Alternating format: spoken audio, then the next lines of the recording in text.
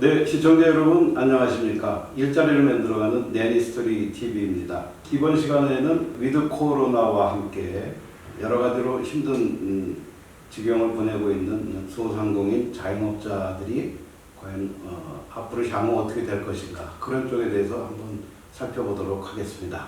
코로나가 우리 시대에 미친 영향은 아주 막대합니다.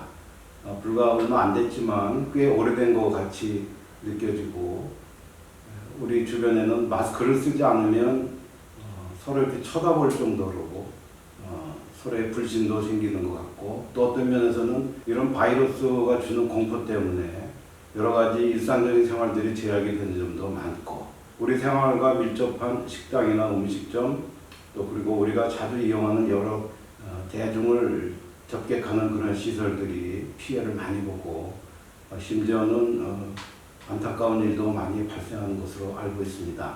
정부는 올해 11월을 기점으로 해서 코로나 백신의 접종 상황 내지는 접종률을 대비해서 위드 코로나 시대, 다시 말씀드려 정부가 집중해서 하는 방역 체제보다는 민간에게 자율권을 이양해주는 생활 방역 시대로 전환을 도모하고 있습니다. 과연 이것이 우리들과 밀접한 자영업자들한테는 어떤 영향을 줄 것이며, 자영업자들이 한숨 돌리는 시대가 올지, 그런 쪽을 한번 오늘 살펴보도록 하겠습니다.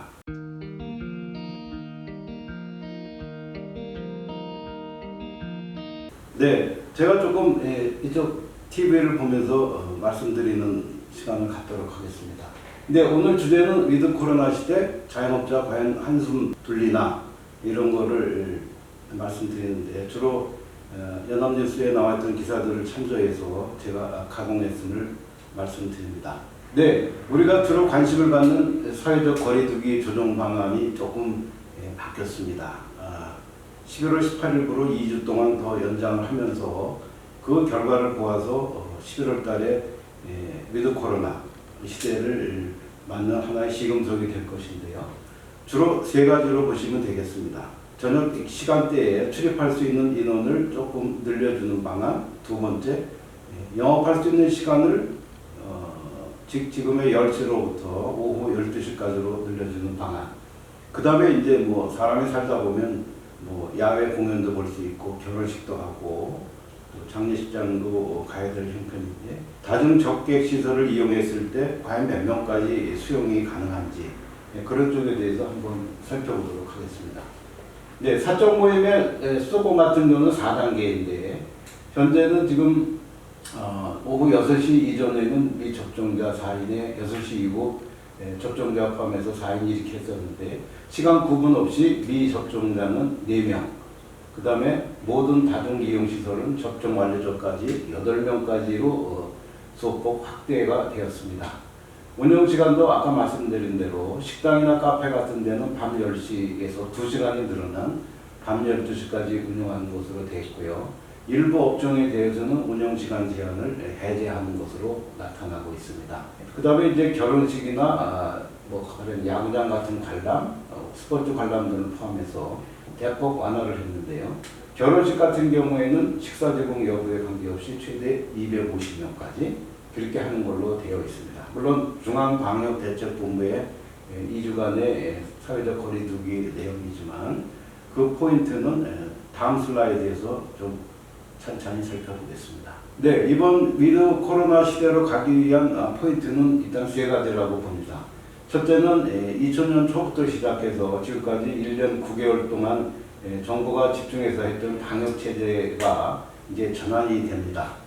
다시 말씀드리면 지속 가능한 대응을 한다, 그런 차원에서는 계속 꾸준하게 방역 시스템을 운영한다고 하지만, 방역 규제가 여러 가지로 민생에 여러 가지 여파가 많았고 또 피해를 많이 줌에 따라서 이를 완화하는 쪽으로 방향을 잡습니다.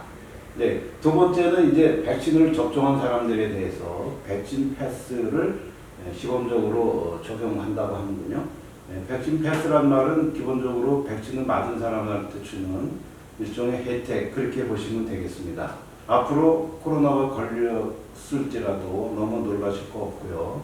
바로 병원에 가는 시스템보다는 재택치료, 다시 말씀드리면 집에서 우리가 감기나 이런 독감 같은데 치료하듯이 재택 치료를 중심으로 하고 증상이 완화되지 않고 심각해지는 사람이거나 아주 급박한 사람들을 위주로 하는 중환자 중심의 대응 체제로 정부는 바꾸려고 생각을 하고 있습니다.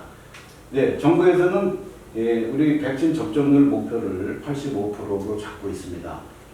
제가 전에도 말씀드렸다시피 이스라엘이나 영국 같은 우리보다 먼저 위드 코로나 시대를 시작했던 여러 나라들도 다소 감염자가 늘어나고 사망자가 늘어나더라도 그것보다는 일반적으로 생활하는 나머지 대중들을 위해서 생활의 질을 좀 제대로 원상 회복시키는 쪽이 더 중요하기 때문에 85%를 일단은 가이드라인으로 잡은 것이긴 합니다.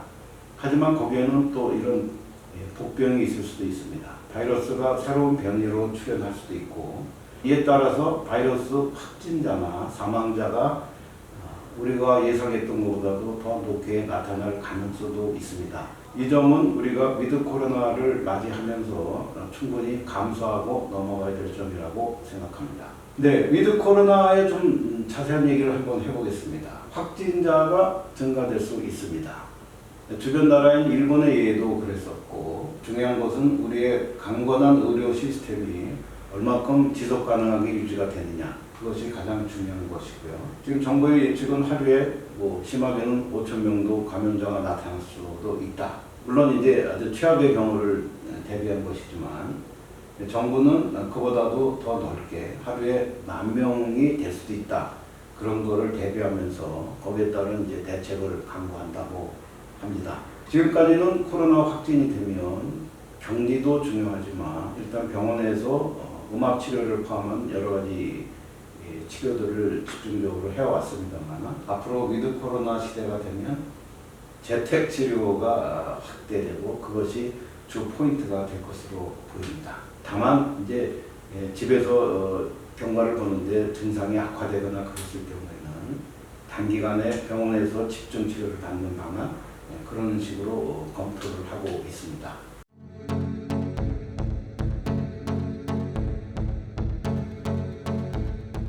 우리나라의 예도 좀 봤습니다만은 잠깐 다른 나라의 예를 한번 보도록 하겠습니다. 위드 코로나가 영국이나 싱가포르 같은 경우에는 일단은 백신을 맞는 접종률이 중요합니다. 그 접종률이 높은 경우에는 그것을 토대로 해서 방역 정책을 비로소 전환할 수가 있는데요. 아까 말씀드린 백신 패스로 우리가 일상으로 돌아가는 그런 회복할 수 있는 것을 한번 생각해 볼 수는 있지만 백신을 맞고 안 맞고는 개인의 자유에 해당하는 것이기 때문에 강제할 수 있는 사항은 아니라고 봅니다. 그런 예가 이제 미국에 있는데 미국은 이제 백신을 맞는 게 좋냐 내가 그 위험을 감수하고 여기까지 백신을 맞아야 된다 나는 안 맞는다 이렇게 반대하는 갈등도 아직은 계속되고 있습니다. 네, 여기 사진에 나타나고 있듯이 안타깝고 슬픈 일은 저개발 국가들, 다시 말씀드려 일부 아시아나 아프리카에 있는 나라들의 국민입니다.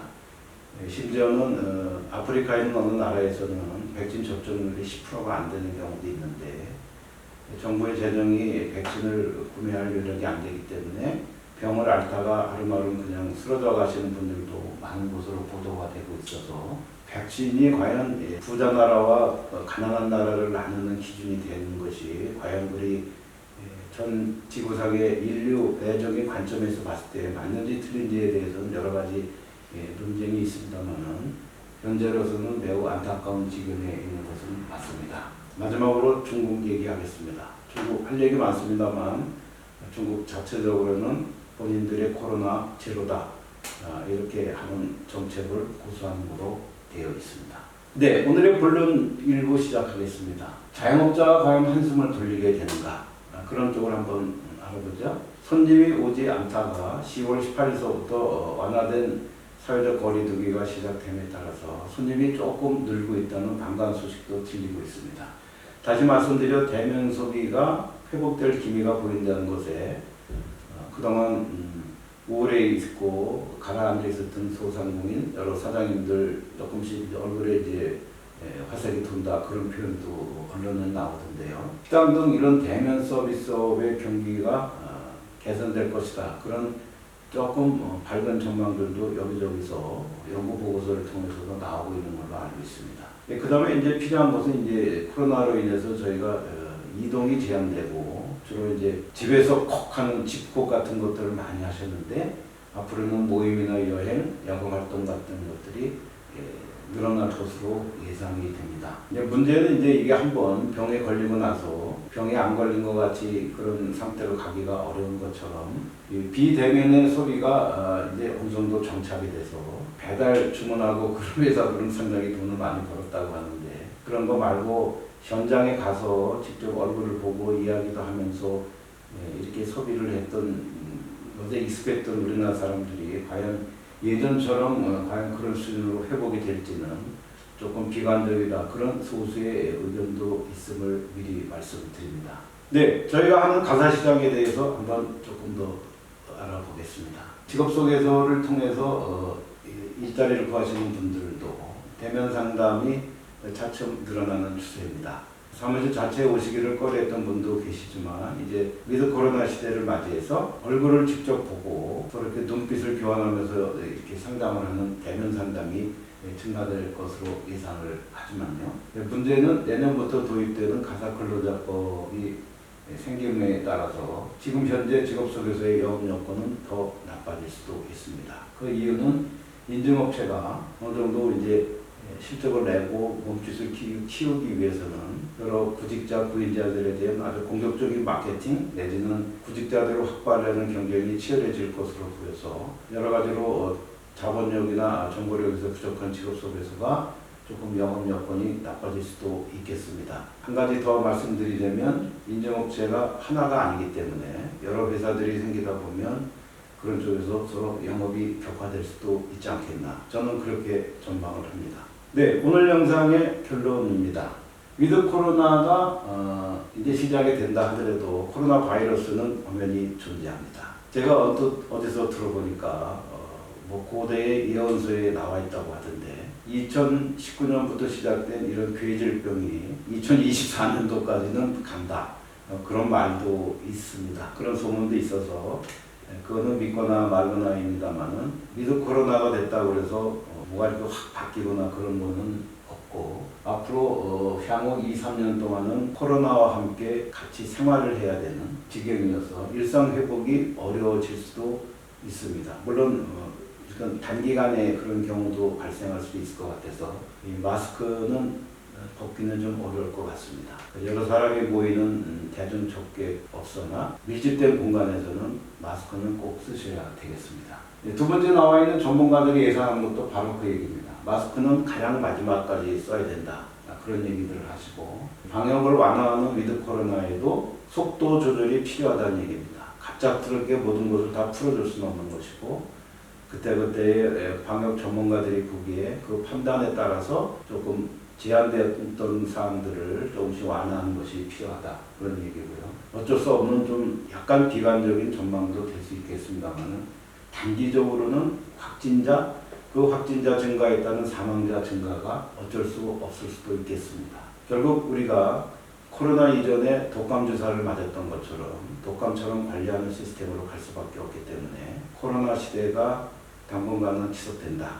그 다음에 그럼에도 불구하고 우리 인간들, 우리 국민들의 삶은 지속되어야 하기 때문에 코로나와 함께 생활하는 것은 어쩔 수 없는 생활 여건이다. 이렇게 생각하시면 되겠습니다. 네, 이번 영상 잘 보셨는데요. 오늘 영상이 여러분들 생각과 비슷하시거나 좋은 정보가 되었다고 생각하시면 구독과 좋아요 그리고 알림 설정 부탁드리겠습니다. 모든 것은 하기 나름이지만 코로나 시대에 가장 중요한 것은 우울함입니다. 내 뜻대로 잘 되지 않는 것이 하나 더 늘어나기 때문에 모든 사람들이 우울하거나 기분이 가라앉을 수도 있는데 그럴 때일수록 힘을 내서 한번 사는 인생 더 멋지게 사는 방법을 한번 생각해 보시고 즐거운 마음으로 생활하시면 좋겠습니다. 네, 오늘 영상은 여기까지입니다. 지금까지 내니스트리 TV였습니다.